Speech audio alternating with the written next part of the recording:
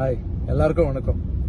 கஷ்டப்படுற விவசாயிகளை தேடி போய் 10 டிராக்டர் கொடுக்குறேன்னு சொல்லியிருந்தோம்ல, இன்னிலிருந்து ஒரு வாரம் பயணம் ஆரம்பிச்சிருக்கோம்.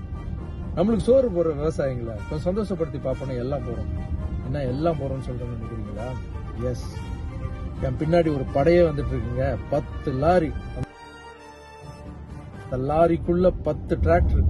அதுக்கு பின்னாடி பாத்தீங்கன்னா ஷெஃப் வினோத், நாங்க எங்களுக்கு சாப்பாடு செஞ்சு போறதுக்காக.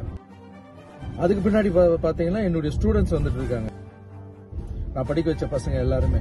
சோ எல்லாரும் கிராமத்துக்கு போய் டென்ட் போட்டு மரத்தடியில சாப்பாடு, மரத்தடியில தூக்கம்.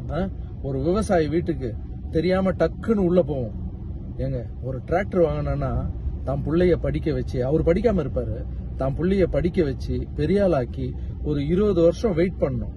அவரு வேலைக்கு போய் அவர் ஒரு லோன் எடுத்த அப்புறம் தான் டிராக்டர் வரும். எவ்வளவு நாள் ஆகும்? ஒரு 20 வருஷம் வெயிட் பண்ண. ஆனா 20 நிமிஷத்துல ஒரு